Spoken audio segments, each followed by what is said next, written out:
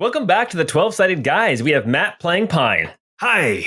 Scott playing Joff. That's me. Jordan playing Ebby. Salutations. Sabrina playing Nari. Hey there. Me, Paul, playing the 64-bit MIPS processor. And our special guest today, Brian, playing the Serenade of Water on his ocarina. Hey! Hey, listen! Watch out! Thanks for tuning in and following us on this crazy adventure. If you want more content, go check out our Patreon at patreon.com/12sidedguys. That's 12sided guys. Also, you can give us a 5-star rating on your podcasting app of choice. But if you really want to help us out, tell a friend to check us out. If they're daunted by the sheer volume of content already out there to try and catch up with the story so far, first off, tell them we're really cool and nice. Then tell them that next week we'll be releasing a sort of commentary recap of the entirety of the story so far, aka Disc 1, so they can catch up that way. Anyway, I got this game from Hollywood Video, and it's supposed to be amazing. Truly groundbreaking stuff. It really uses the 64-bit processor to the max. So let me get the cartridge. Yeah, the gold one, limited edition. And power? Sweet, check it out. This file already has like 11 hearts so far and tons of rupees. Let's see what's up in this random saved game.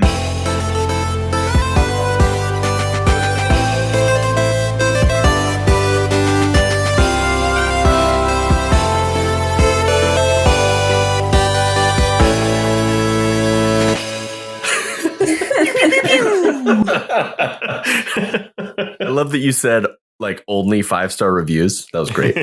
Oh yeah, if you're going to leave a 4-star review, don't even bother. Yeah, we don't want that. In the land of Hyrule, under Lake Hylia, in the water temple, suddenly we see, appearing as if out of nowhere, Pine, Nari, Joff, and Ebby. They are deep in this temple of water, this confusing maze that anybody who's been here before will remember the headaches of trying to figure out how to get through this dungeon. We join them on this stone platform in this very long room as it stretches east to west. And there is a sort of slant as water rushes down this slant and then drops into an abyss.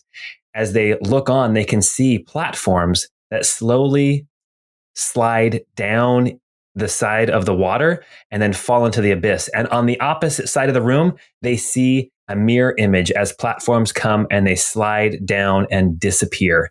On the far side of the room, they see a door and they know that that is where they are trying to get to. Hey, Ebby! This is what I was telling you about. In Menarest, they have these things called water slides. That is wild. Yes. I want to try one. Are those arches you were talking about with the points? That's right. That's a great callback. That is a great very callback. Gothic in their architecture, yes. And Pine, can I just say real quickly, these polygons on you look phenomenal. My goodness, talk about an upgrade from those 8-bit and 16-bit. Ugh. Now I'm not just made out of squares, I'm made out of all different kinds of shapes that come together at very hard angles. It's very comely. So classy. Yeah, those angles are really hard. It's almost real. I'm just picturing the faces of all the bad guys on GoldenEye. Yes. Yes, exactly. Well, as you guys are having this conversation, Wait, no, can I just say, you just got me picturing the face of Pierce Brosnan with DK mode on, like doing the I just beat the level and crossing his arms with his pistol in his hand. oh my gosh. Oh, what a game. But that's the wrong game, my friends. You are in a different Nintendo 64 game. As you stand here on this platform, you look kind of on the edge of the platform and you see a figure. Brian, why don't you tell us, kind of describe what they see? Yeah, you see a tall, lengthy youth who looks a little bit uncomfortable in this newfound height that he's probably just found. He's currently wearing a blue tunic and matching cap with some long flowing blonde hair hanging out the cap. But you get a sense that green would be a much better color for this character and a little more iconic.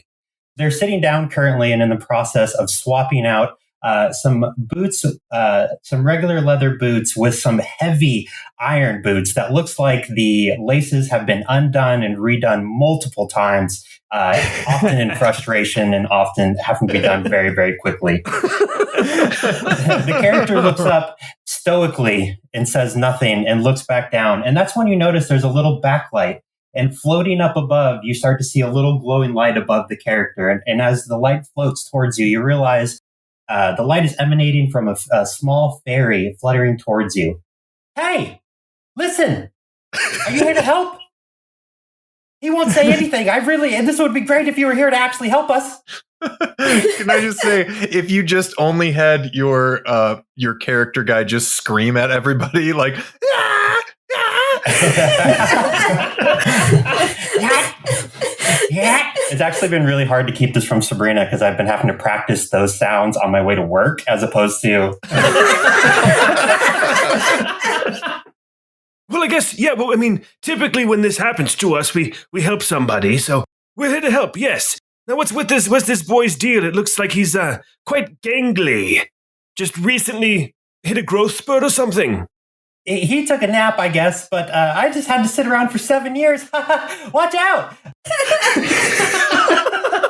It gets a little lonely just talking to yourself, so I'm just really happy that you guys are here.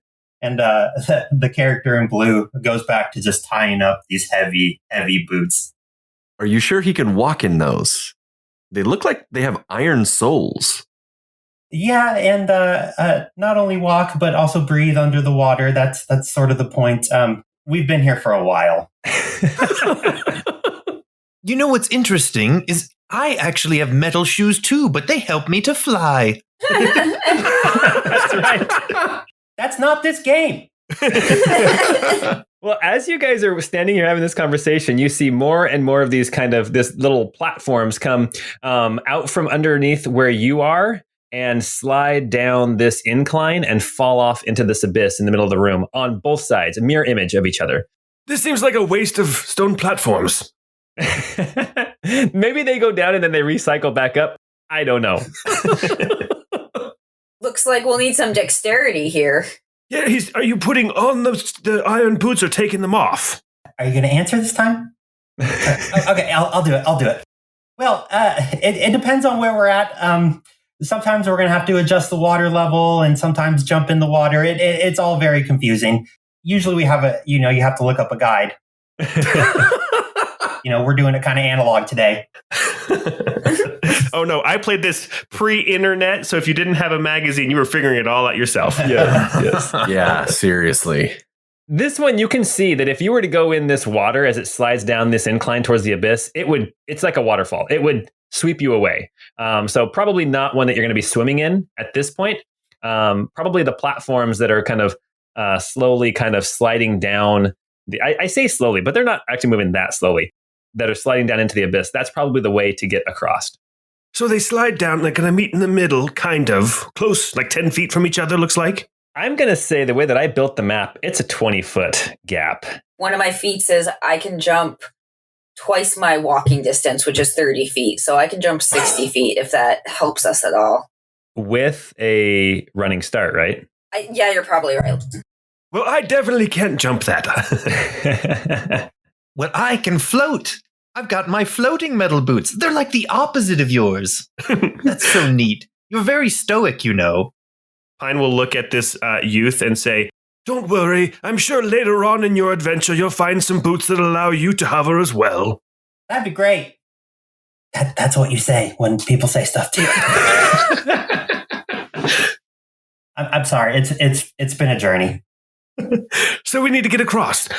Well, allow me to introduce myself, good pixie. My name is Pine. These are my traveling companions. I'll let them introduce themselves as well. Nice to meet you, little lady. My name's Nari. Good to meet you. There's so many words.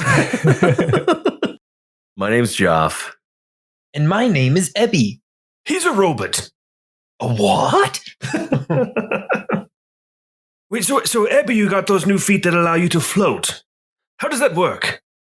I don't understand any of it, so I can't really say. But it's kind of cool feeling, I put these on, my feet kind of glow this weird yellowish hue, and I just kind of float there for a while. Can you, move yourself around, or you just kind of not be on the ground? Mostly just not be on the ground, but I bet you if I got a running start, I might be able to have some momentum. Or you could push me. Oh, Nari, how good are you at shuffleboard or curling? I think I could definitely get him launched. Well, I was thinking more like flying a kite. Could we fly an Ebby kite? Well, there is a ceiling in this room as well. So if you went up to the ceiling, you could pull yourself along the ceiling? Possibly. Or walk or pull yourself along the wall or something, yeah.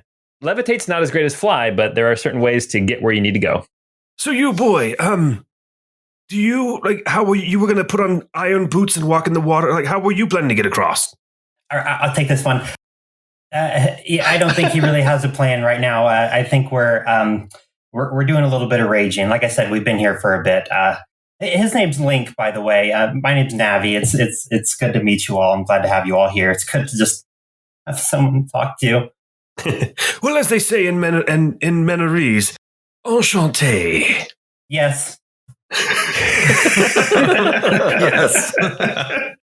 Oh, all right. So as you guys are watching these platforms roll, here's what we're going to say. About every 6 seconds, every round, the platforms move 15 feet. The way that the map is set up right now, every round, these platforms will be right where they're at again, except for it'll be the one previous, if that makes any sense. So if you start here on this right platform, the next round, if you don't move, you will be on the platform right next to the abyss. And then the next round, if you don't move, you will be in the abyss. Is there a good half-second perfect timing where you can have a 10-foot gap between the?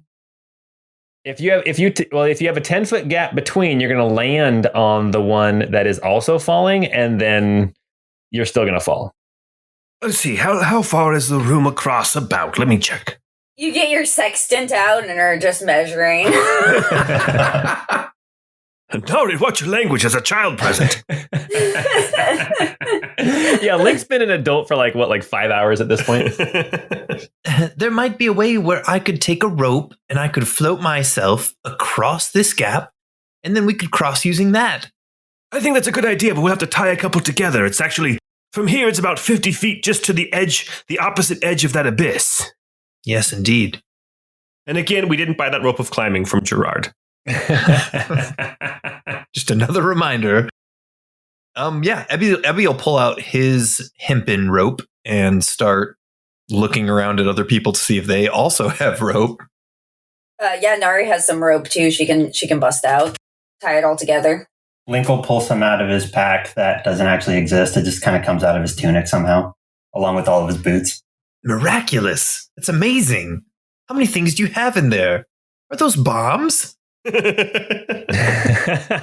are those cat-shaped bombs that run across the walls and ceilings? Pulls his tunic a little closed. Is that from Ocarina of Time? The bomb chews? Yeah. Yeah. Oh, I forgot about the bomb chews. Oh my goodness. Wow. Those items that I collected and never ever used because I could never get them to work right.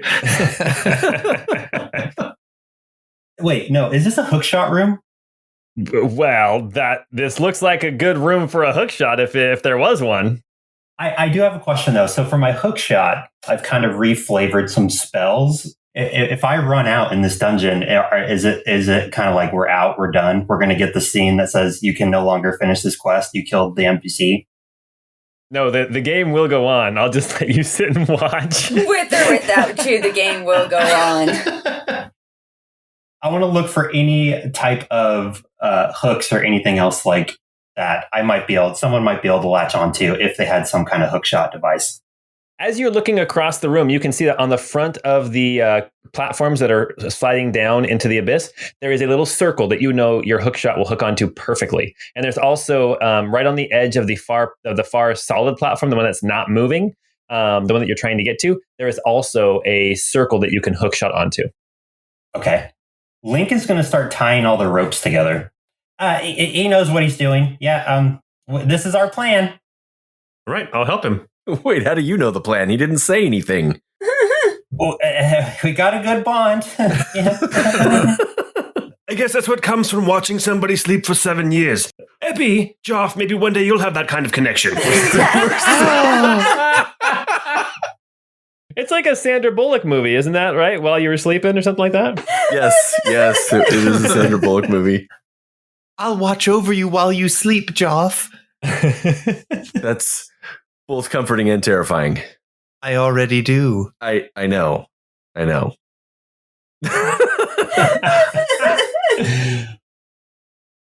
So Link actually, I think, is going to tie the rope around his waist and kind of just point to the other side. And then Navi's going to kind of float around kind of anxiously.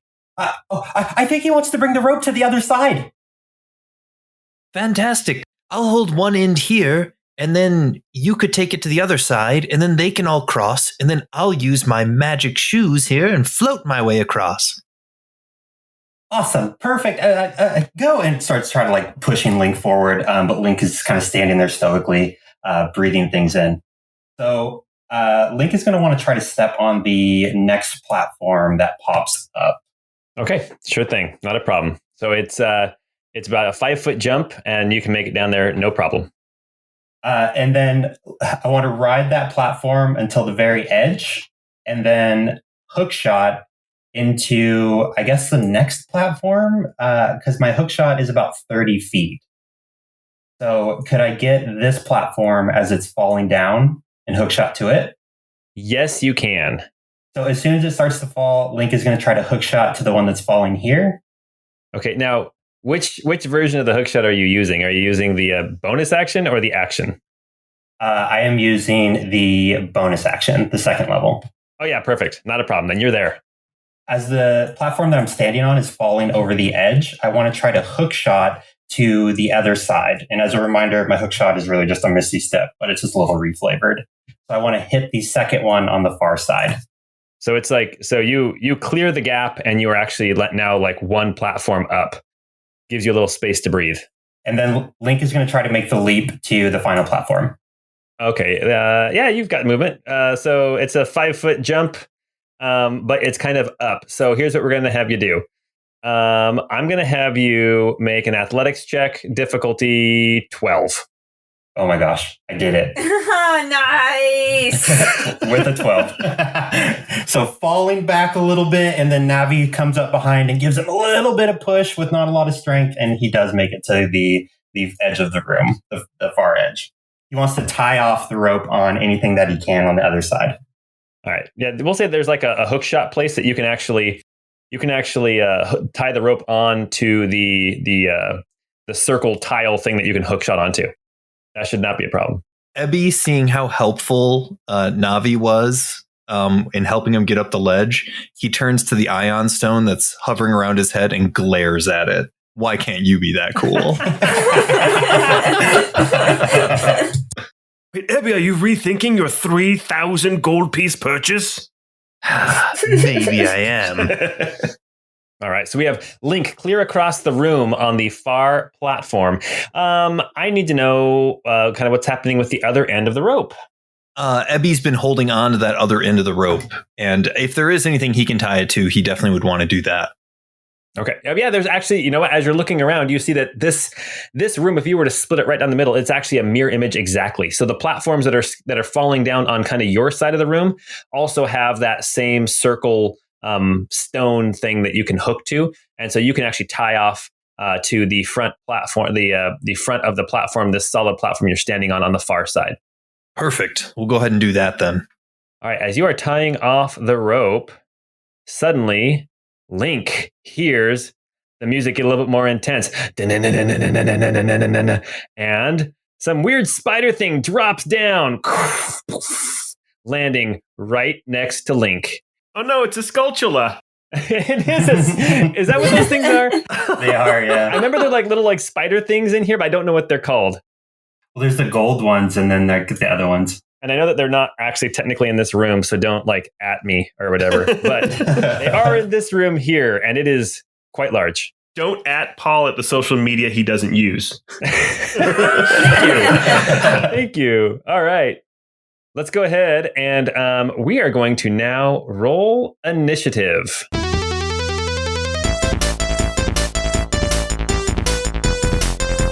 Ryan rolled a 16. Joff got a 22.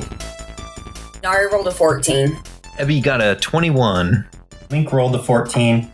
At the top of the round, we've got Joff with a 22. Joff, there is a rope stretched tight across this room. You know that if you were to climb on this rope, you would have to go quarter speed to get across. I think that's how climbing works, right?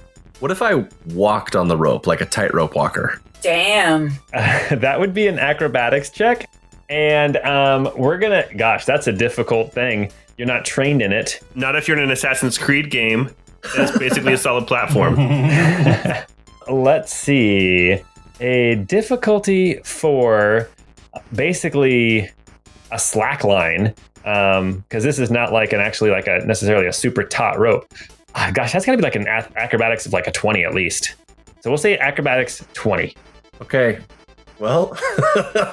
Oh, he's going for it. I'll give you advantage if you want to move very carefully. No, I'm gonna go full speed. We'll see on the first one. If I fail, then we'll see what happens. Oh no. Well, that was a 9. I rolled a 2. Oh no. Oh no. You start walking out, and so here's the deal. 1, 2, 3, 4, 5. So there is a 40% chance that you fall into a platform, and there is a 60% chance that you're going to fall into the water that is sliding down these inclines towards the abyss. So I need you to roll a d10, and a 1 through 4, you're on a platform, and a 5 through 10, you are in the water. I rolled a 6. Okay. Now, if I rolled better, guys, that would have been really cool. It would have been really lit.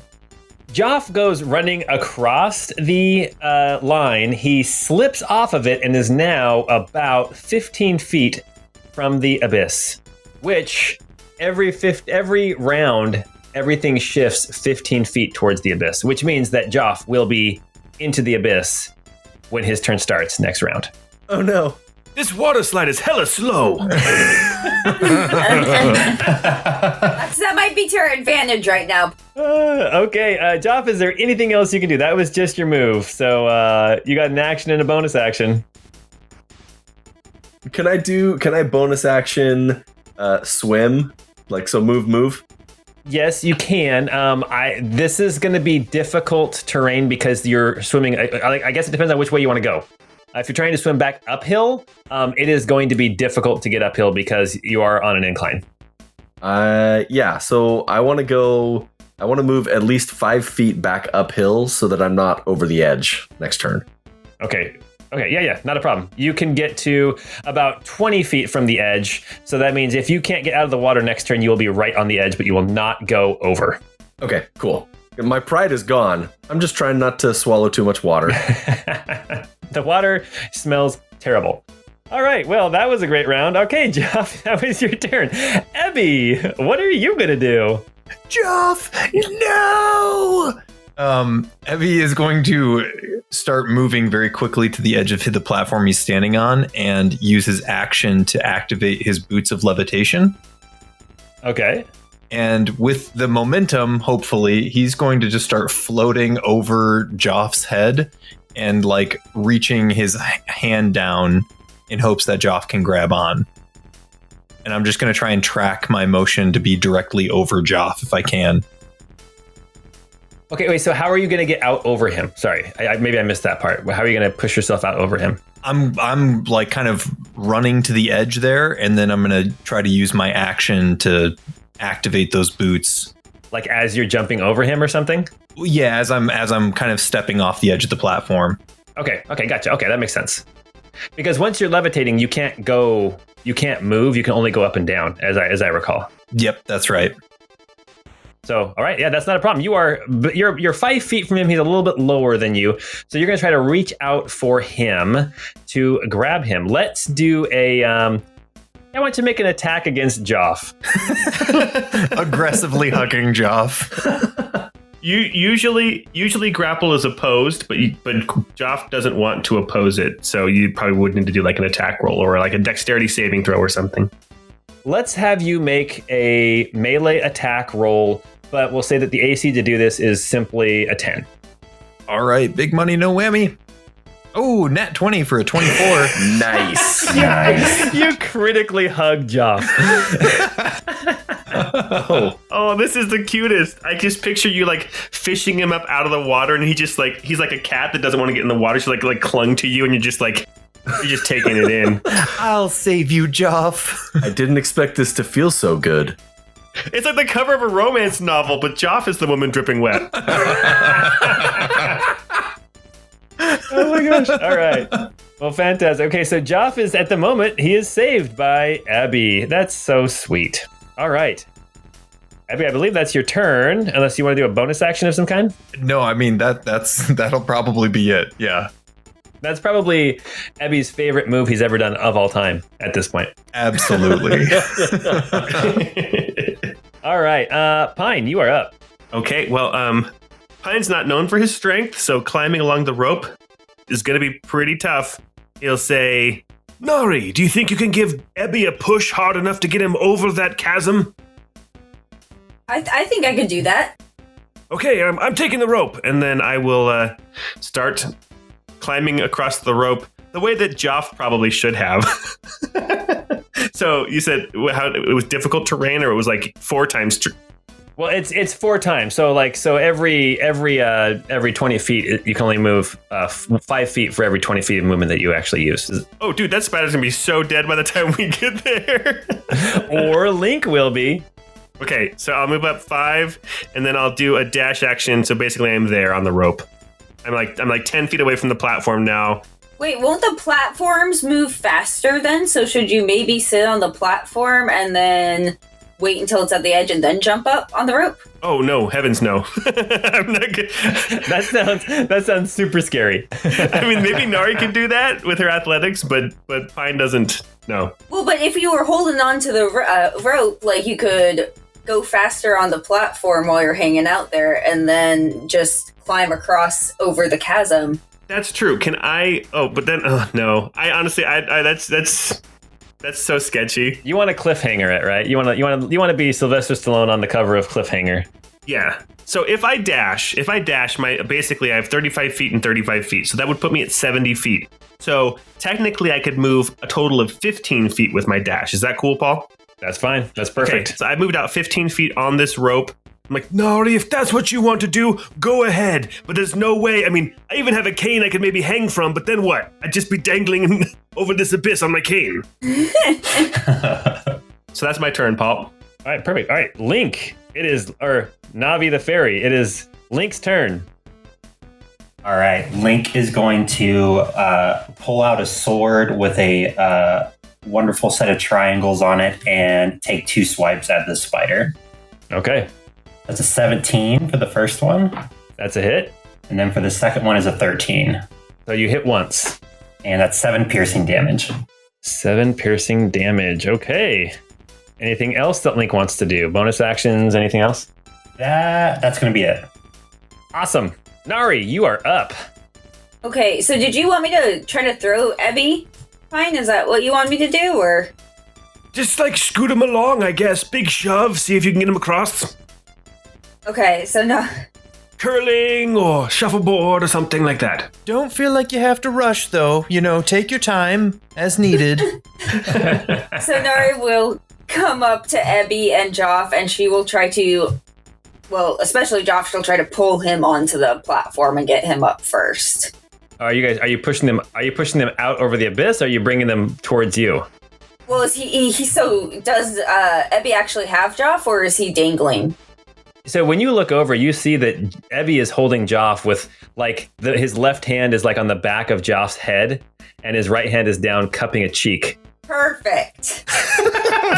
It's like this. But tastefully, very tastefully, though. Joff has one leg up around Ebby's waist, yeah, with the slit of his dress showing a lot of thigh. Exactly. You guys are still back at the very first moving platform. That's fantastic. So, so what do you want to do? Do you want to push him out over the abyss, or do you want to pull him back in? Yeah, no, I will give them a good old shove as hard as I can. Why don't you make an athletics check? And what we'll say is, whatever you score, every how many feet he actually gets shoved. Okay, I got 16 feet. Oh, your athletics score was 15? Your athletics score was 16? 16, yeah. Fantastic. Joff, you are being held by Ebby, and you are now literally on the edge of the abyss, but you're out of the water. Now Ebby and Joff, you are floating there with not necessarily anything to grab onto to continue your movement, because these platforms are kind of sliding down and away from you. Yeah. We're like slowly also spinning in air too, right? A little bit. Yes. This is the most romantic thing I have ever seen in this podcast. Okay, so that was 10 feet of movement, and that was an action. And then Nari, did you want to do anything else with your turn? Yeah, I think Nari is going to kind of try to do her plan where she'll just jump onto this first platform, but like kind of be holding onto the rope with one hand, and then we'll just ride it to the edge and then hold onto the rope at that point. Perfect.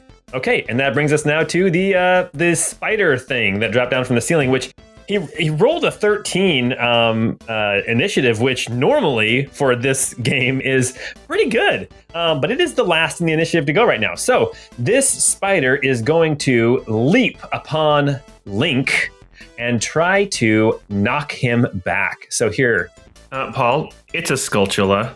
This Skulltula is going to leap upon Link and try to knock him back. Does a 20. Does a 20 hit you, Link? A 20 does hit me. Okay, so you are going to take some damage, some pretty basic damage, but you also need to make, only 8 damage, but you also need to make a dexterity saving throw, difficulty 14, or be pushed back 10 feet. It's a 9. Uh-oh.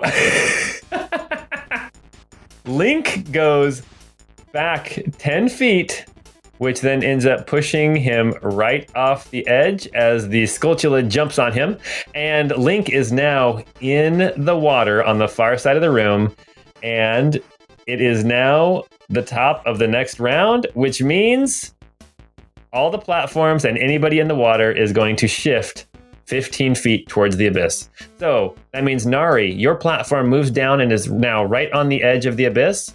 And Link, you slide 15 feet towards the abyss. There is now 10 feet of platform or of slide left before you get to the abyss. And we are back up to the top of the initiative with Joff. Joff, you are being held by Ebby. As I'm slowly spinning in the air, I'm going to pull out one of my chakrams and throw it at the creature from here. All right. I've got a 12 to hit. That misses. You know, the spin is really throwing me off.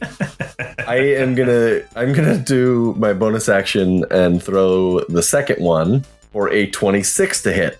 That will hit, yes. For 7 damage. 7 damage. All right, this Skulltula takes a hit from the chakram and appears to be doing pretty well.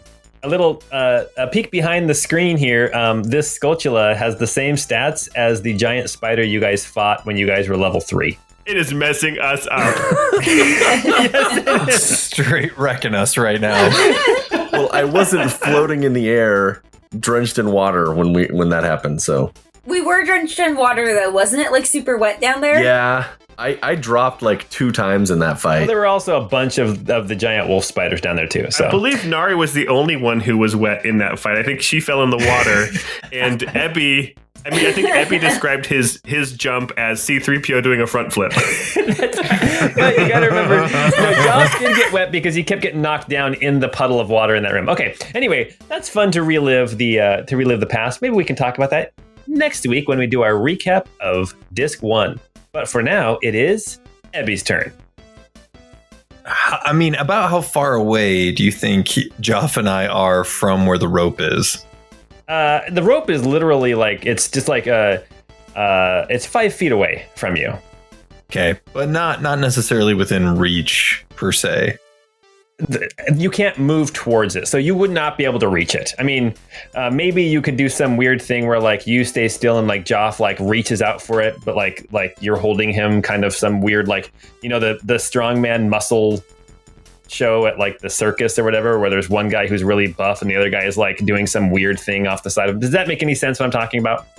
Oh, come on. I honestly, the first thing that came to my mind was definitely a sexual position. To try to reach that rope. Yes, you guys can do a sexual position to try to reach that rope, I guess. Well, what do you say, my lord? Should we do this? Well, I don't know that we have a choice. Wait, there's always a choice. And Ebby is going to, while floating there in the air, he's going to go ahead and cast a level 3 Conjure Animals. And I'm going to summon 2 golden eagles. Wow. Okay. Oh, that would have been really convenient. What are you talking about? When would that have been convenient? I have no idea what you're talking about. Somehow I get the idea that you planned this whole thing. What? Me? Planned this magical moment? Surely you jest. But yeah, Wait, are these giant eagles? they're giant eagles. But yes, that's the plan. I think I need to roll their initiative. Is that what I need to do? I believe that they're strong enough to carry us all across. I would hope that the 2 giant golden eagles could carry us across a 20-foot gap. Link is just floating in the water, incredibly upset. The thing is, I knew you guys could do this really, really easily. I just didn't know how you guys were going to actually try it. So we'll summon these 2 giant eagles, and then I'm going to roll their initiative. A 17 for initiative. Okay, awesome. Then they're going to get to go here relatively soon. Cool. And I think that's probably all I can do from where I am, except, reassure Joff and just let him know, hey, it's going to be okay, bud. I appreciate that. Well, and you know what? With your roll, it's actually the giant eagle's turn next. Well, we're going to have them do the one that got summoned just north of us. I want that one to fly in and swoop in to save Link.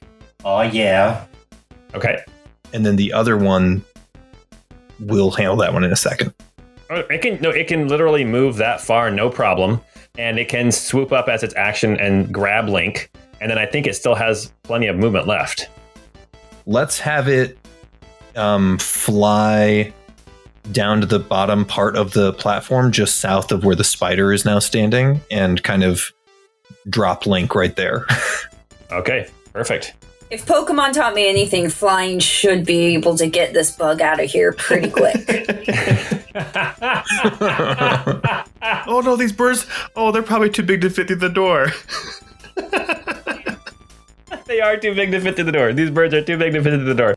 All right, let's see. The second giant eagle. What are you going to do with the second giant eagle? That one I want to have come and gently scoop Joff and I into its loving embrace and also fly us across the gap. Okay, that is not a problem. In fact, you guys can also end up on the platform. And here's what I'll do. I'll take this giant eagle, and he's going to be off the platform a little bit. So now we have, on the far platform, we have got a Skulltula, and then we have Joff and Ebby, and then we have Link, and that kind of fills up almost the entire platform, and we have 2 giant eagles kind of floating around, waiting to do some kind of attack or something. Great move, Ebby. That was fantastic. And now we still have a 70-year-old man trying to cliffhanger climb across this rope. All right.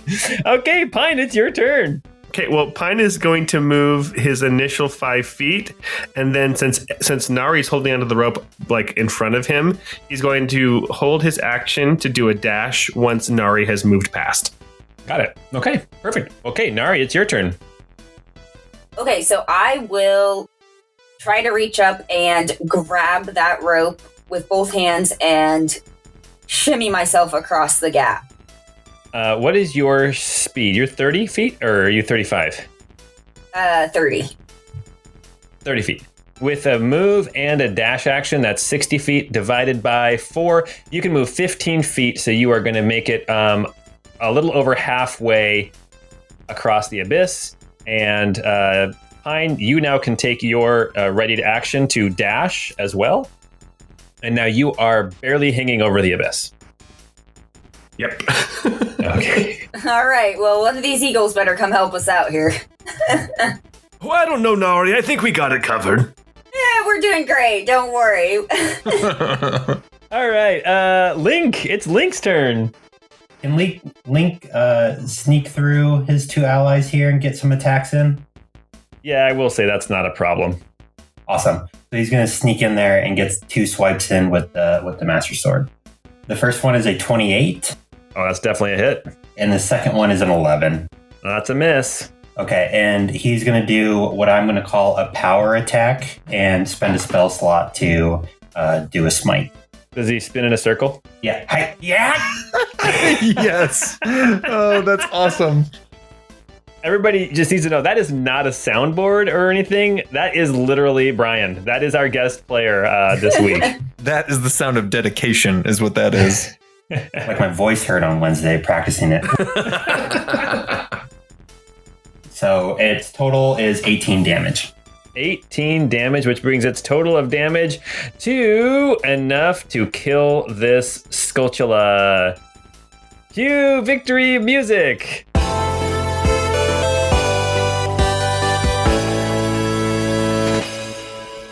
Good job, team. Good job, guys. They say dangling over the abyss.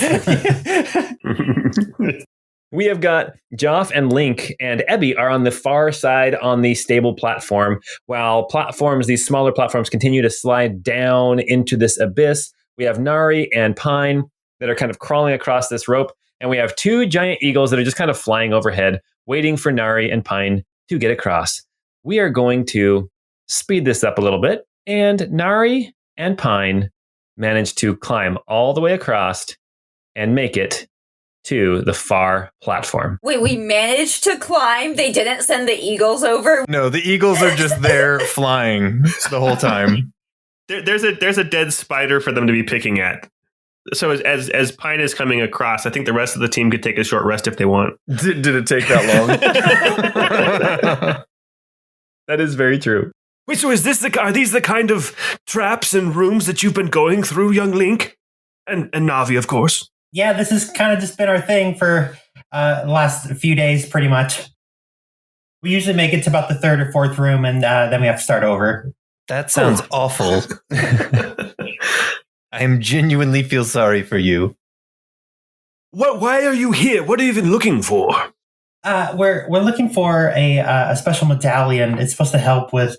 I mean, I don't want to get into the full backstory, but basically the whole place is haunted, etc., dark spirits and whatnot. There's probably some evil at the bottom of this thing, but we're looking for a special medallion to help free a friend who can help us with our quest. Okay. I think from memory. You're pretty spot on. You are pretty spot on. Sounds like you're getting sent all over the place. You know, you think they would send someone a little more talkative, but this is who they believe in. Honestly, what's a spider going to say? Like he has to talk to them. Although, I understand for you, Navi, it must be pretty hard carrying on one-sided conversations all the time. It's my party. Thank you for saying that. It means a lot. Do you get to chat to any of the other fairies? Like sometimes if he smashes a pot and a fairy pops out? He bottles them immediately. No, he just eats those. Yeah. He usually just consumes them. That's how we make it to the multiple rooms, actually. Wait, so why doesn't he consume you? Choff, not now. I'm helpful. Holy, hey, read the room, man. Link starts licking his lips.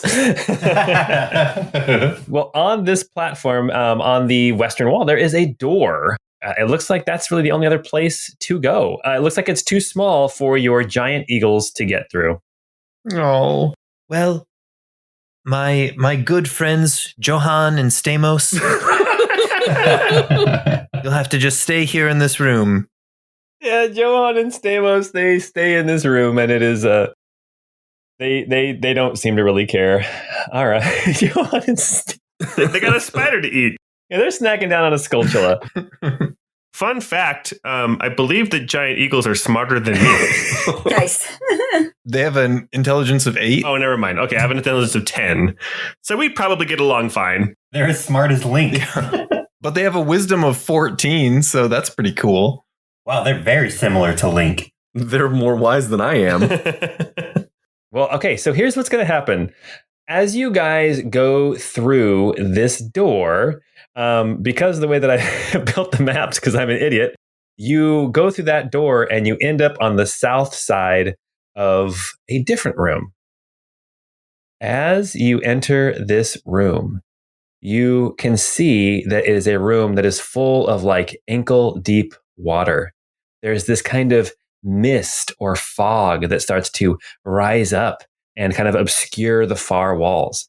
As you look kind of northward, you can see there's kind of a far wall. It looks like there's a door on the far wall, and in the middle of this room with this like ankle deep water, there is kind of this grassy hill that kind of comes up out of the water, and there is a tree in the middle of that hill.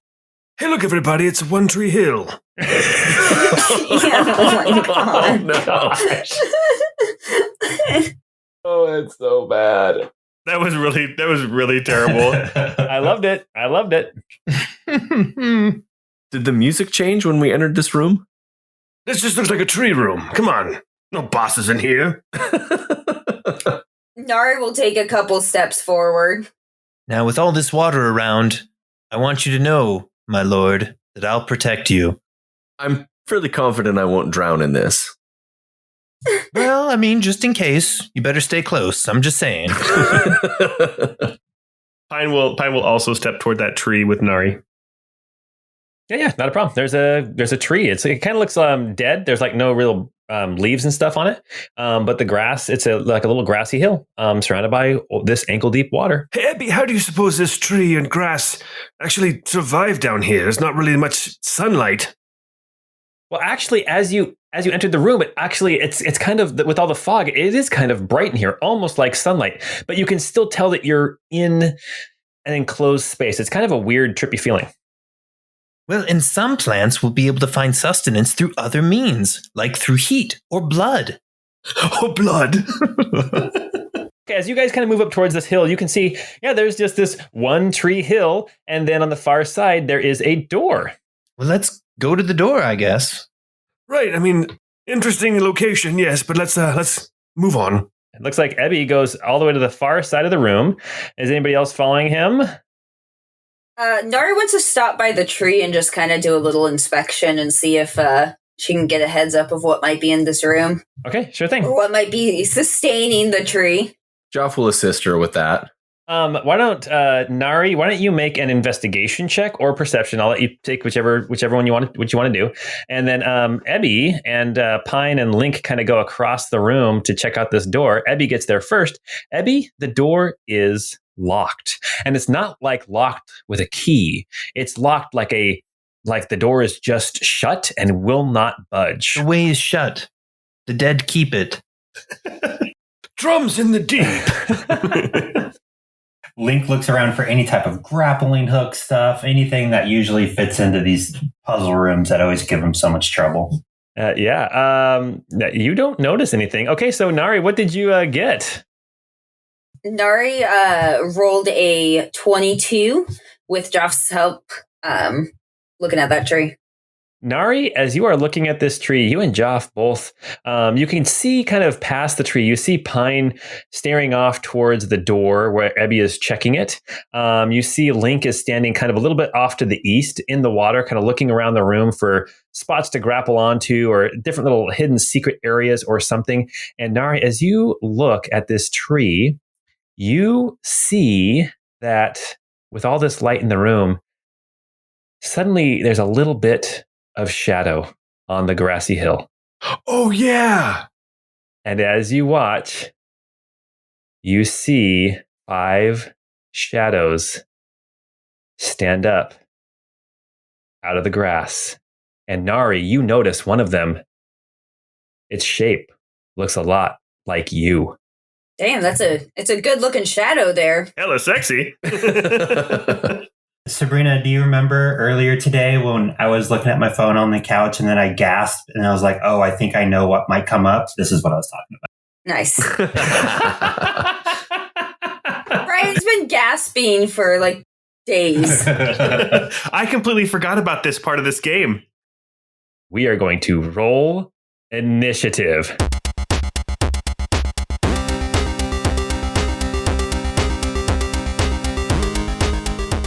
Link rolled a 10. Pine rolled a 21. Joff got a 13.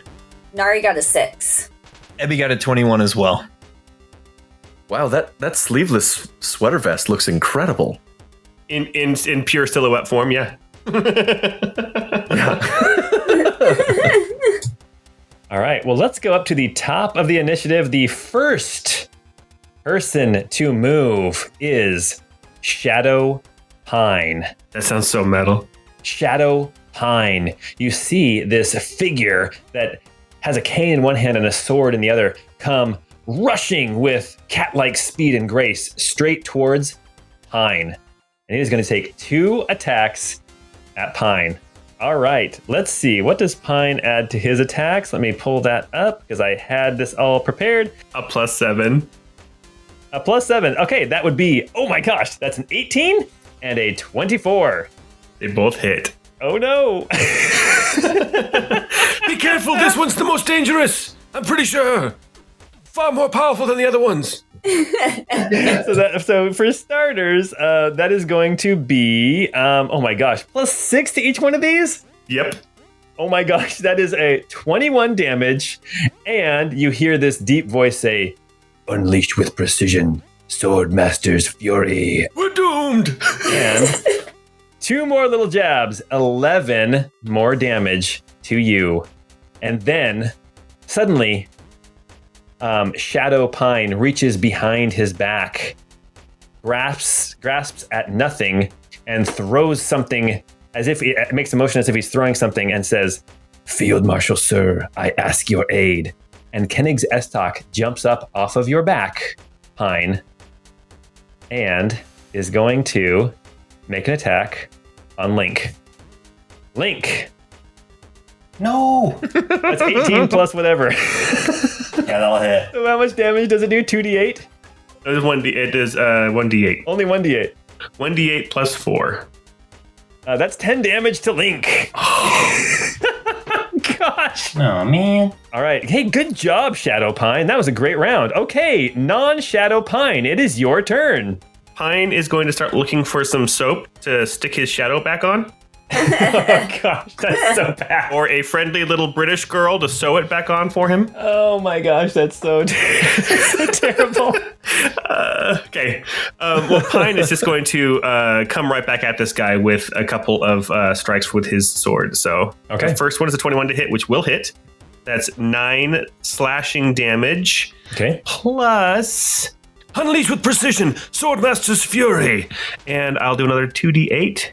It's another 12 damage. So that first one is 21 damage. Nice. And then the second attack will be a 26 to hit. Almost a crit, but not quite. And that's 10 slashing damage. Okay. And I'll unleash with precision again. Okay. Another 2d8. That's another 9, so 19 more damage. Okay, so you just dealt 40 damage in one round.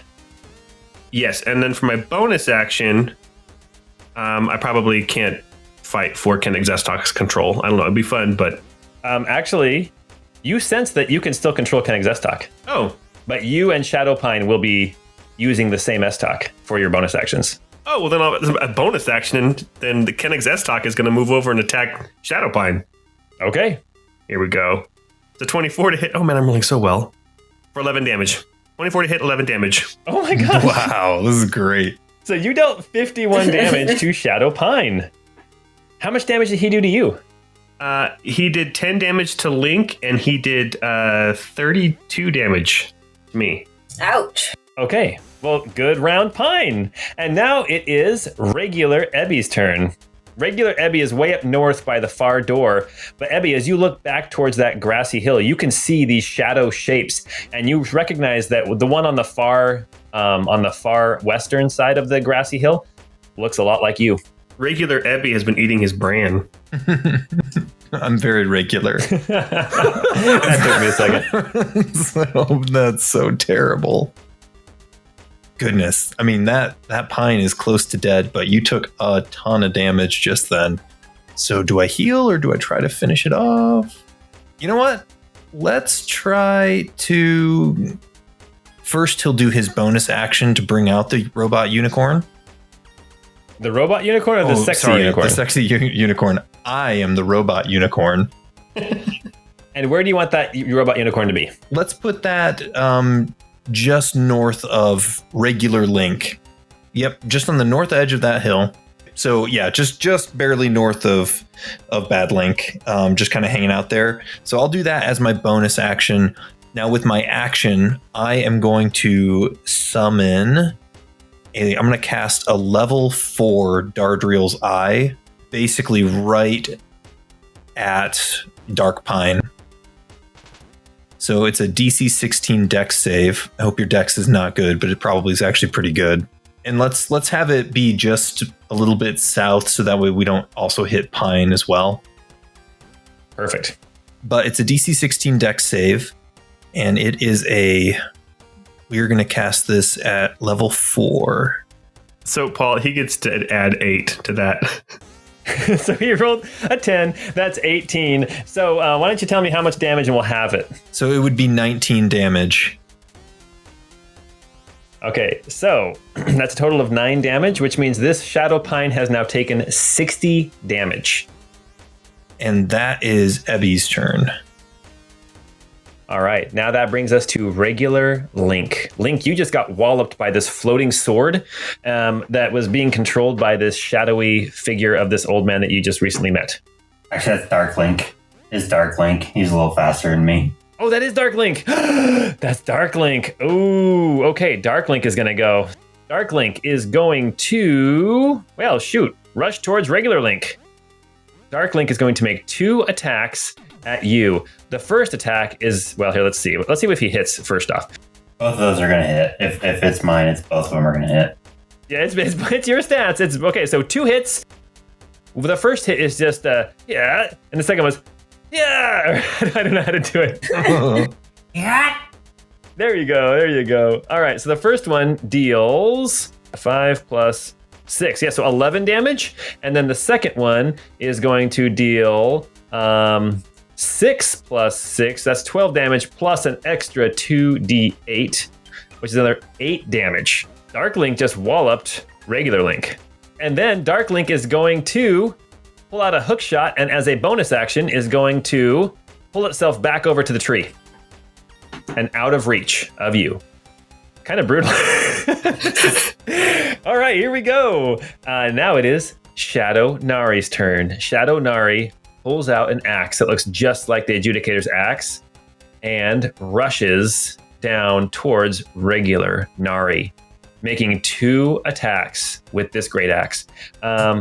Let's see. The first one is going to be 16. Oh, that hits. And the other one's 18. So that's 2 hits with this great axe. We get to re-roll a 2 for damage. So that's going to be 8 plus 5. That's 13. And then the second swing is going to be 11 plus 5, which is 16. So a total of 29 damage. Okay, I am going to reduce that damage by a little bit here. So I will reduce that by 6. So 15. Okay. And now that brings us to Shadow Joff. Oh, man. So Joff, you can see Shadow Joff staring you down. Shadow Joff kind of looks around to see if maybe there's somebody who might come and help him out, but there's not. So instead, he just comes rushing you, and he's going to make 2 regular attacks. No chance for sneak attack. So the first attack with this wicked-looking dark scimitar, that's an 18 plus whatever, so that's definitely going to hit you. And that hits. That's only rolled a 1 for damage. So that's a 1 1 plus 4. So it's only 5 damage. I'll take it. And then with the chakram, whips that thing out, this dark chakram, and rolls a 5 to hit. So I don't think that's going to hit you. That's like That's a a 13. miss. So hits you once. And now, regular Joff, it is your turn. I'm gonna wave bye to Dark Joff and take the disengage bonus action. Okay. And run to the side next to Nari and strike out at Dark Nari with my scimitar. I rolled a 15 to hit Dark Nari. Does that hit? No.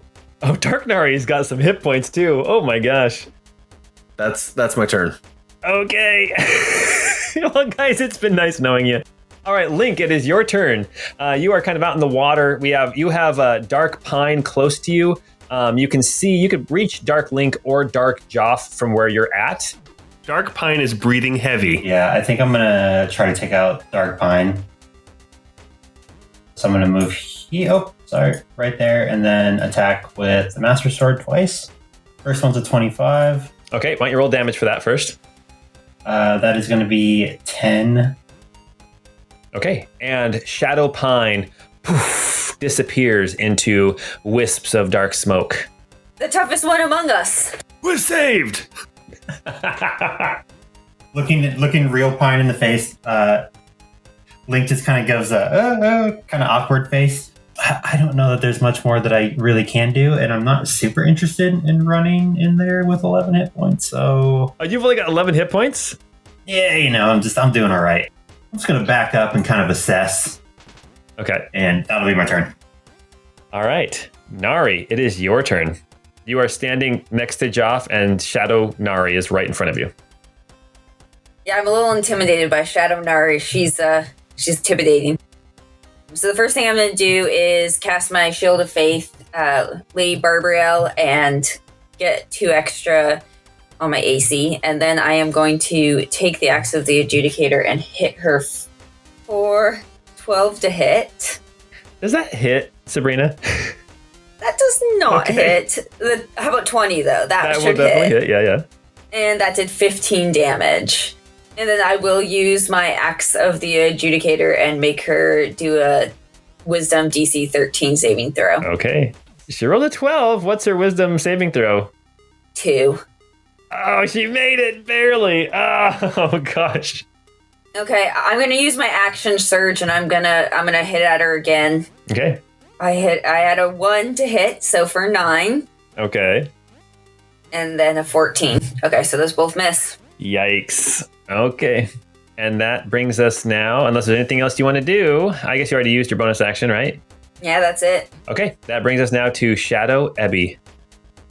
Shadow Ebby starts to glow this sickly green, and you hear this voice say, "Always I want to be with you."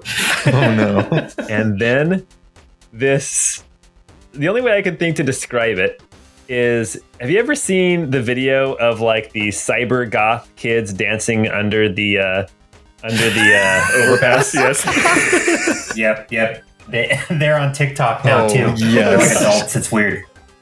This dark unicorn, dressed kind of like a cyber goth kid, kind of starts doing the rave dancing. The music's a little bit different. Does anybody younger than us, like hipper than us, know the name of that kind of dancing? And then let's see. Shadow Ebby is going to cast a level 2 heal on Shadow Nari. Healing for 6 plus... What's your heal plus? Is it like a plus 7 or something like that? +5. Yeah. So that's 11 to Nari plus 8 to everybody else on his team. Bastard. I guess that means Shadow Nari is good. But Shadow Pine is dead. Shadow Pine has disappeared, yes. Shadow Pine cannot come back. Which brings us now back up to the top with regular Pine. Okay, so regular Pine is going to move up next to Shadow Link, and but as he's moving up, he's going to look over at Shadow Ebby and say, Don't even think about moving. and that is going to be that he's going to cast. That's a paralyzing shout. So it is a DC 15. Oh, it's a wisdom saving throw. DC 15 wisdom, or he's paralyzed. Hey, Abby, what's your wisdom saving throw? +9. Oh, you're kidding me? Rolled a natural 1, and that's a 10. Yes, he's paralyzed. Straight up spastic paralysis. And does he get to make the save again at the end of the next turn? Incapacitated, can't move or speak, automatically fails strength dexterity saving throws, attack rolls have advantage, and then any attack that hits the creature is a critical hit if the attack is within 5 feet of it. The cyber goth kid kind of starts doing some weird dance with like the trailing, like, I don't know, techno tentacle things off of his head, and then poof, disappears. Yeah, that's right. Wait, he disappeared? The Lord Moshe's companion, even though it's not a spell, if you get incapacitated, it leaves. Oh, okay. Sorry, I was thinking Shadow Ebby. No, Shadow Ebby's he's paralyzed now. He does get to make a wisdom saving throw at the end of each of its turns. Oh my gosh. But anybody attacking it will now have advantage, and it'll be auto crit if they hit with a melee attack. And then for my bonus action, I'm going to move Koenig's S-Talk. I think it can actually get right up there next to Shadow Ebby if it moves through the unicorn and the Dardril's eye. Sure. It moves 20 feet, and so it'll take an attack against Shadow Ebby. Okay. With advantage. Shadow Ebby, whose AC is 20. So it's a 22 to hit. Thank goodness. Automatic critical, did you say? Automatic crit, yes. Automatic crit. Any attack. I was thinking it might have been a melee attack. So this is a crit. So it's going to be, it rolled a 5, so it's 10 plus 4. That's 14 damage on Shadow Ebby. Nice. Okay, perfect. And that will be my turn, yes. All right. And that brings us now to regular Ebby. All right. I'm gonna yell at Pine and just say, yeah, beat the hell out of me. You got this. Let's move Dardril's eye right in the heart of all these folks. Okay. Just so that way we can have it hit all of them, and the Shadow Ebby will fail his dex save, so he'll take full damage on that. Cool. Now, just so you know where it's at, Pine will also be within the blast zone if it flares up. Yes. That's fine. Pine has a +8 to dex save, so that's fine. We're going to let that, I guess, happen. Sorry. All right, let me roll these. It's 46. Oh, that's the worst 46 roll I've ever even seen. That's critical against Ebby, though, right? It is a critical against Ebby. So it was a 2, a 1, a 1, and a 3 for 7 damage. So a total of 14 damage to Ebby. And then Shadow Nari, Shadow Link, and then regular Pine all have to make dexterity saving throws. Pine rolled a 14. Yeah, so Shadow Nari rolled a 15 plus whatever she gets, so she saved. Shadow Link rolled a 10. What's Link's dexterity saving throw? He gets a +6. But he also he gets an additional +2 on saves. Nari and Link both made it. So they'll take only half damage, only 3 damage. Man, that's the weakest flare up ever. But if it makes you feel any better, Pine took full damage. And at least I really burned my shadow self real good. So, well, if this is any consolation, I'm going to. So that was my bonus action to move Dardril's eye. So now with my action, I'm going to go ahead and move forward right up to Pine. And then I'm going to go ahead and use a level 3 Cure Wounds on Pine. Please be a good roll. 20 healing. And then everybody will get healed for 8. Nice. That was huge. I hate being that guy, but technically Shadow Link will have Shield Master, so since he passed the dex save, you can use his reaction to actually take no damage. Okay. He will. He will use his reaction to save himself from that 3 fire damage. Hey, but that burn up that reaction. I mean, it could have been worse, so we'll take that. Cool. So, and that's it. That's it for me. All right. Shadow Link is going to square off against regular Pine. Oh, fantastic. Okay. 2 attacks coming your way, Pine. How about, what do you add to your to hit? 7? 9. 15 or 16. Do those hit you? Neither one hits. Are you kidding me? Okay.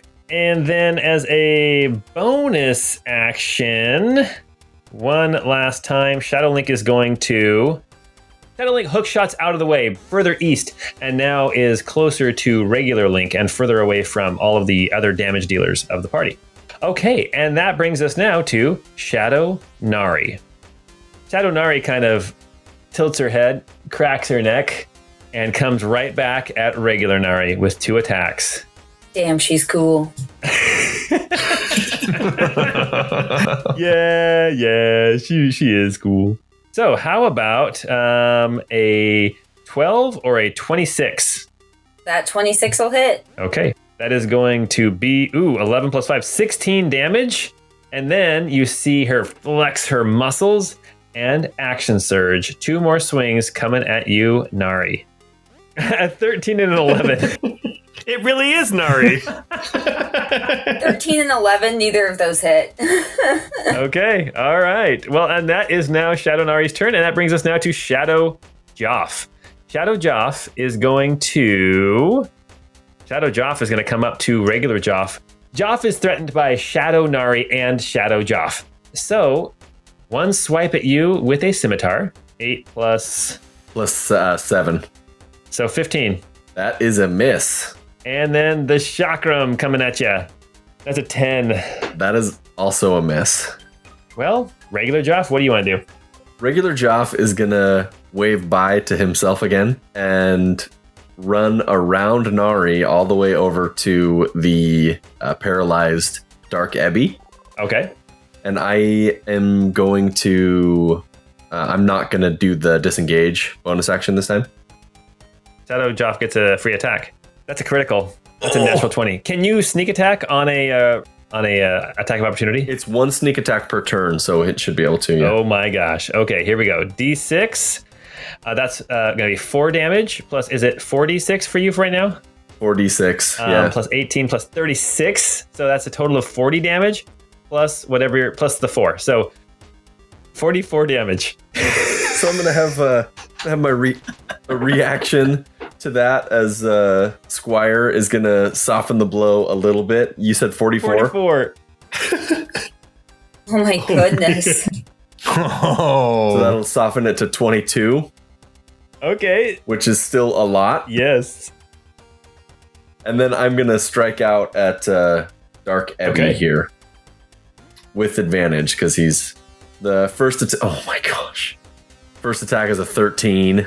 And then with my offhand, I'm going to come back with the chakram for a 17. Oh my goodness. I'm rolling so bad right now, guys. Half plate. Half plate. Tink, tink, tink, tink. And that will be my turn. Oh my gosh. For your turn, the only thing that happened is you lost 22 hit points. Yeah, that was unfortunate. All right, Link, let's see what you can do, Link. You know, there's a secret to this level when Link is fighting himself. Matt, do you remember what it is? Wasn't it just forward thrust with the double-handed sword? There's an even easier way. I have a red candle, and these are shadow creatures. No. Nice try, though. All right, Lincoln, you're up. Let's see what you can do, Link.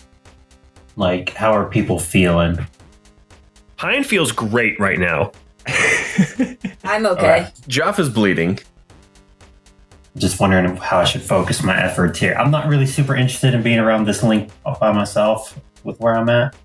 But I'm going to do it anyways, and I'm going to move up.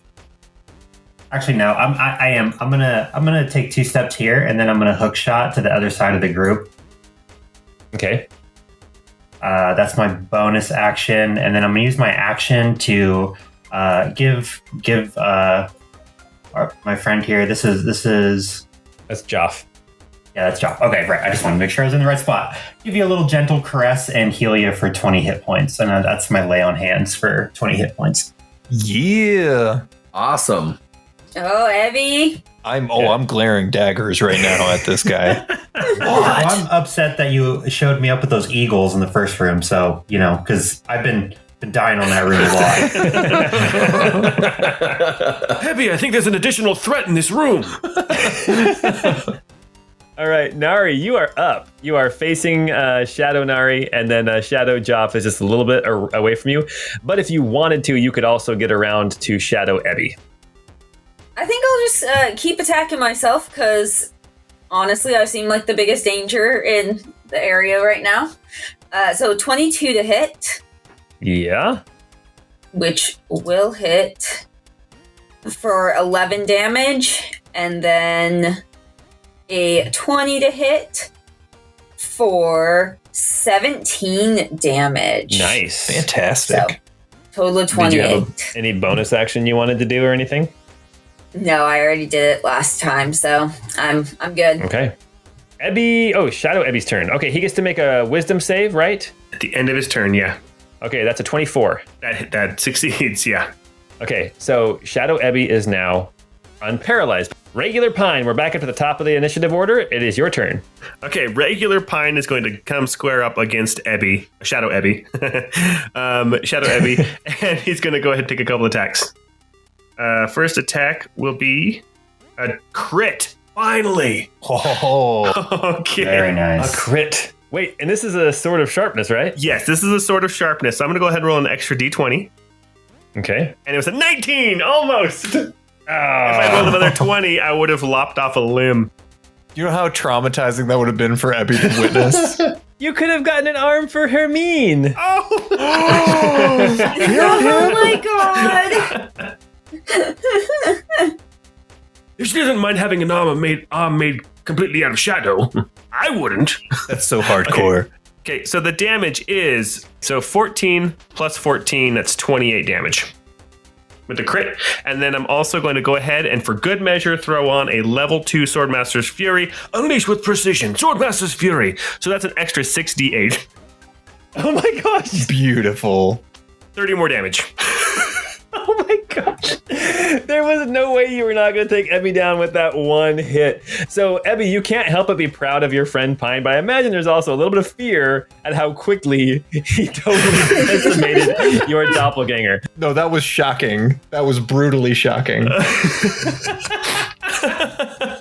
So, Shadow Ebby turns to mist and disappears as well, leaving a little blue rupee on the ground where he stood. Okay, Pine will walk over to collect it and take a second attack against Nari.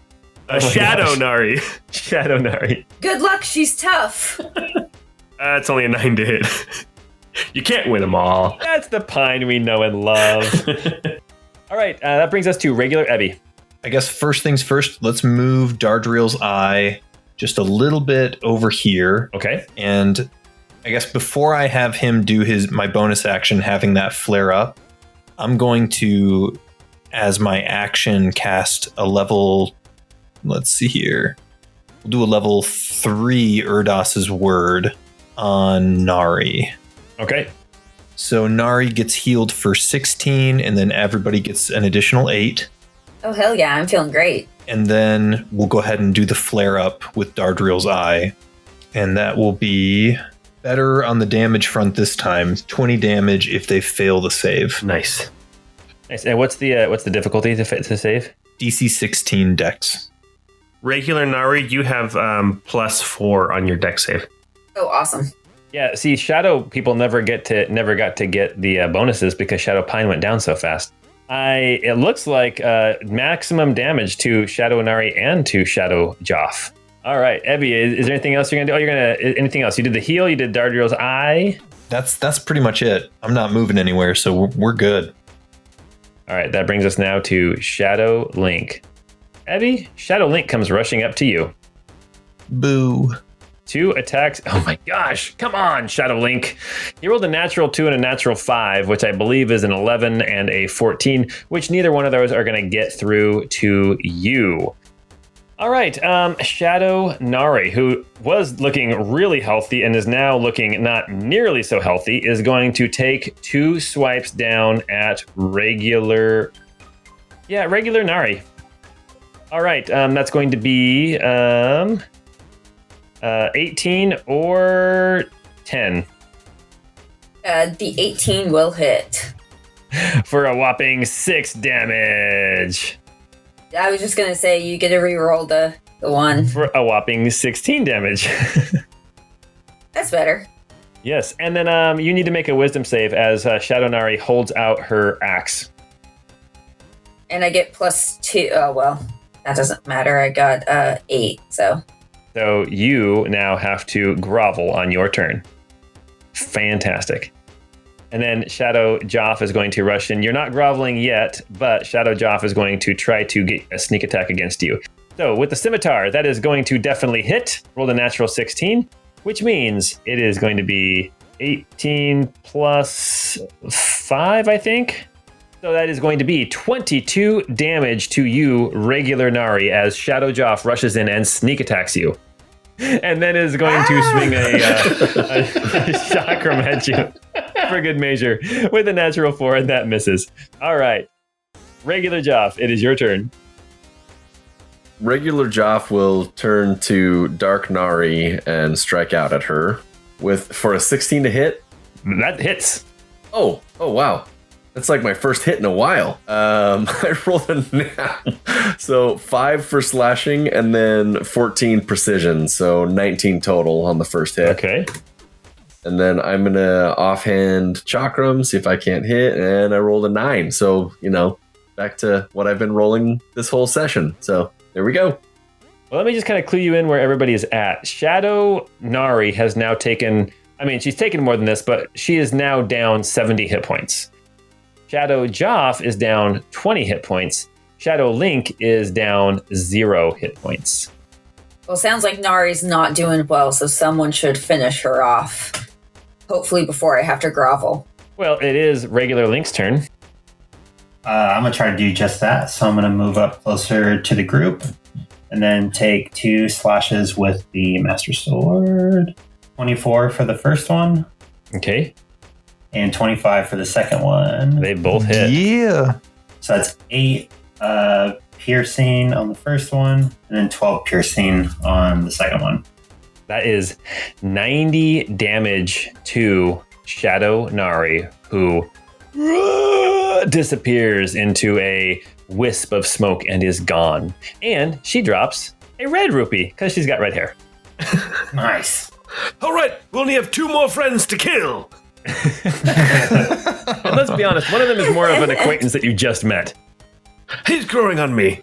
Navi kind of sneaks up. Hey, do you see how they're all talking to each other and saying stuff when they attack? We could try that. Hey, listen.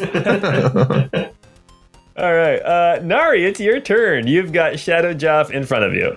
Okay, I will. Oh, actually, no, wait. You know what? You did fail that save, even though Shadow Nari is down. You still drop down, and anybody attacking you will have advantage. But Paula was a nat 20. She was about to crit. 20. I know. Sorry. I want Shadow Joff to stay around just a little bit longer. I want to knock at least one of you guys down. All right, well, I'm groveling. Okay, Pine, it's your turn. Okay, Pine is going to come up and help Ebby face off against Dark Shadow Link. I can't remember what the technique was, Paul. Well, you can't do it anyway. Oh. The only person who could do it would be regular Link. Because I don't have bombs. No, it's not bombs. I don't remember. But you're close. We got no chance. Is it bomb shoes? No, it's not bomb shoes. Okay, I'll just tell you. I'm pretty sure that it was the hammer. Oh, that's right. You hit him on the shield. If he doesn't blocks, it hits him. Oh. Yeah, the hammer was the easiest way to beat Shadow Link. I remember that now. Okay, so first I'll go ahead and just move Kenig's S-Talk behind Shadow Link. Okay. So that I can take an attack with that. I forgot to do that last round because I was so excited about the crit. So that first attack is a 20 to hit, a dirty 20. That's a hit, yeah. For a 10 force damage. Perfect. And then Pine's going to move in to take a couple of attacks with his sword. So the first attack is a 17 to hit. Does that hit, Link? It does not. Okay. Second attack is a 21 to hit. That does hit. All right. So that will be 13 slashing damage. Okay. And I'm assuming this is Matt metagaming. We're probably not going to do much after this. So I'll say, unleash with precision, Swordmaster's Fury. And I'll do a level 2 for 3d8. Okay. That's another 21 damage. So 13 plus 21. Oh my gosh. Oh man, Link got rocked. Dark Link got rocked this time. Yeah, as I recall, this was probably the most frustrating fight in the game for me until we figured out about using the hammer. Ebby, it is your turn. Cool. I'm going to, I guess, first things first, I will use my action to yell words of encouragement down to Nari and do a level 2 Urdas's word on her and heal her for 10 points of healing, and then everybody gets the additional 8. And then we'll use the bonus action to move Dardriel's eye just a little bit behind Shadow Joff and have it flare up and see if we can't have it do some damage. Okay. Let's see what the dex save is for Shadow Joff. That's a 9 plus a lot. Yeah, he'll probably save, my guess would be. Yeah, that's a save. That's a 9 plus 7. That's a 16. He's also got a ring of evasion too. Oh, yeah. Yeah, maybe let's not do dex on him. That's true. And even if he fails, he only takes half. That's right. 0 damage. No, yeah, sorry. He just evades it altogether. Fair enough. All right. Well, that's my turn. I'm trying to learn how to play your guys' characters. I should know by now. No, yeah, that's a good point. No, yeah. That works. All right, let's see here. We have got back to Shadow Link. Shadow Link is going to now split attacks, one at Ebby and one at Pine. So the first one at Ebby is a 17 to hit. That's a miss. Mm-hmm. The second one at Pine, that's an 18 plus 9 is a 27 to hit. Pine, you are going to take 11 damage. 9 more damage to you, Pine. No, when you do it, like when you do that extra Swordmaster's Fury type, you need to have a cool saying that you say. It works for you. All right, Shadow Nari is down. It's Shadow Joff's turn. Shadow Joff is going to take a stab at Nari. Oh, with advantage. Yeah, I'm groveling. Yeah. Okay. So the you definitely get hit with I think that's a 23 to hit, and then you are going to take some damage, which is pretty mild. It's 9 damage. If he has advantage, it's going to be sneak attack too. It is sneak attack. Ah! Oh man. Thank you. So that was 9 damage plus 21. That's 30 damage. Jeez. Whoa. At least someone with my stat block is doing something. As a bonus action, this seems kind of silly because the battle's almost over, but he wants to see how much damage he can do. He's going to disengage, and then he's going to run away 30 feet. Oh my gosh. Just to be obnoxious. Joff, it is your turn. You can see where you're at. You could get to Shadow Link. Joff will run up and catch up to himself. And bonus action, get that last extra couple feet. And I'm going to try and see if I'll roll better than myself. I'm guessing not. Oh, I rolled a 23 to hit. That's a hit. Nice. Or 9 damage. And since no one else is threatening him, that's it. Okay, he has now taken 29 damage. Okay, that will be my turn. Okay, Link, what are you going to do? I think I am going to try to grapple my my cantrip grapple. Okay, yeah. And try to pull him closer to me, because that should trigger attacks of opportunity, yeah? If you pull him 10 feet, yeah. So you kind of pull out your hook shot and you try to hook him and bring him towards you? Yes. Perfect. Yeah, you just have to hit him. 25 to hit? That will hit. Yeah, 10 piercing, and then I want to pull him 10 feet closer to me, so that should give my allies some attacks of opportunity. All right, Ebby and Pine both get attacks of opportunity as this Shadow Link comes sliding past you. So Pine is he's all in like his fighting stance and ready to go in the next round, and all of a sudden Link zips past him. He's like, "What?" and rolled a 9 to hit. That's nice. Ebby tries to throw a haymaker at him and totally, I think, misses with a 14 to hit. Yeah, that'll miss. All right, very good. Any bonus actions or anything you want to do? No, that's it. Nari, you are up. All right, I think Nari's actually going to come over here and help Joff out with himself. Okay. And she will swing at Evil Joff for 20 to do 15 damage. And then she will use her Axe of the Adjudicator and see if she can get him to grovel next turn. Nope, makes it. Rolled a natural 14. Joff would probably half that damage too.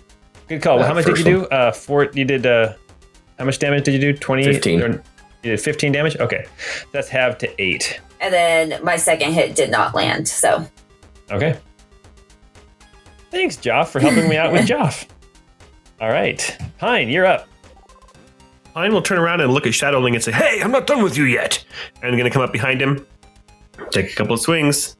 Okay, First one's a 25 to hit that will hit. for 14 damage. And Shadow Link turns to you and looks like he's about to say something, Yes, yes. and then turns to Mist. Oh, we were so close. All right, and that leaves us just Shadow Joff. You have another attack, and you have like 30 more feet of movement. I don't think you can get to him. I can. I can. Yeah, you can. You totally can. I'm so fast. Okay, and then I'll take an attack. My second attack. It's only a 15 to hit. That's a miss. Okay. And then as far as Kennex S talk, it's too far away to do anything to anybody. No, it's not. 20 feet. 5, 10, 15, 20. Oh, okay. And then Kennex S talk can take an attack. All right. That's a 19 to hit. That will hit. 10 force damage. Oh, man. Yes. Okay. Shadow Joff has now taken 47 damage. Ebby, it is your turn.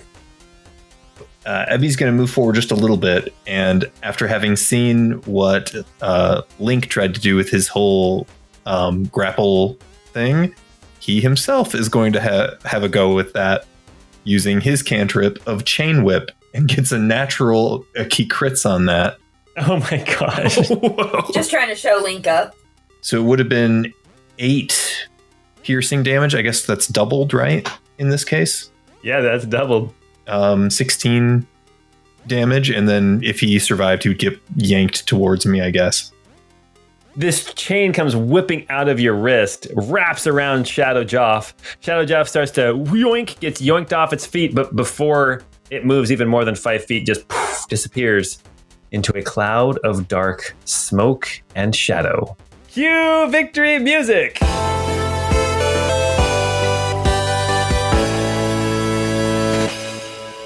Pine looks back at Ebby. He's like, "Wait, could you always do that?" Yes, this whole time. Where'd you think the spider butt rope came from?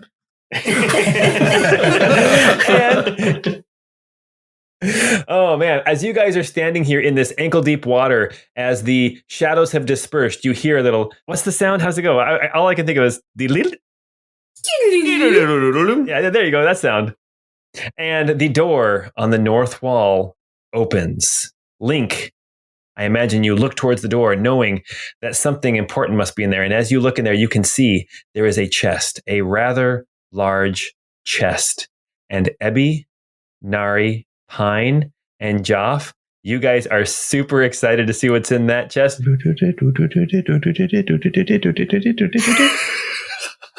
But I think we're going to turn it off for now. That was a lot of fun. We got to get this game back to Hollywood Video before we have to pay for another 5 days or whatever it was. I don't even remember. That was That was awesome. awesome. That was fun. That was way cool. I felt so powerful.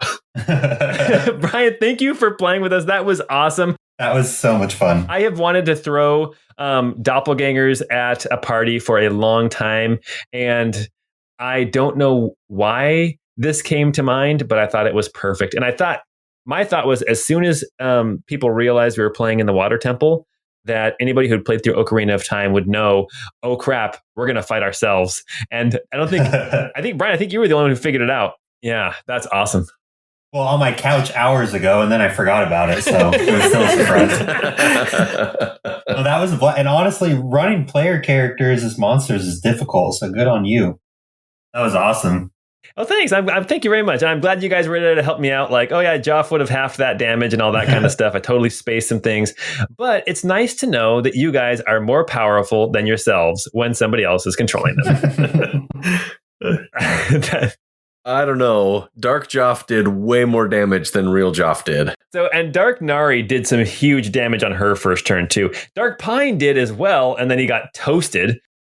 I don't know what you were going to plan to do with Dark Ebby, but my goodness, if you were going to do like level 4, like firewalls and stuff like that. I know. Yeah, I had firewall prepared, but I also wanted to keep people alive. So thanks everybody for playing. Hey, Brian, is there anything that you wanted to plug or anything that you've been like watching or anything that you would like to plug for our listeners? Oh man, I no, honest, not really. Nothing that immediately comes to mind. I don't know. Too much pressure. Hey, plug 12-sided guys. Oh yeah, definitely. You should listen to the 12-sided guys podcast. It's been great. It's great to listen to at work and on the road when you're driving to work. Oh man, that was fun. Okay, well, hey, if you guys liked this episode, stay tuned for next week when we're going to do a recap of all the crazy shenanigans that happened in Disc 1. Tell your friends and family to tune in and to get caught up on all of this goodness. And until we see you next time, I hope you have a great time.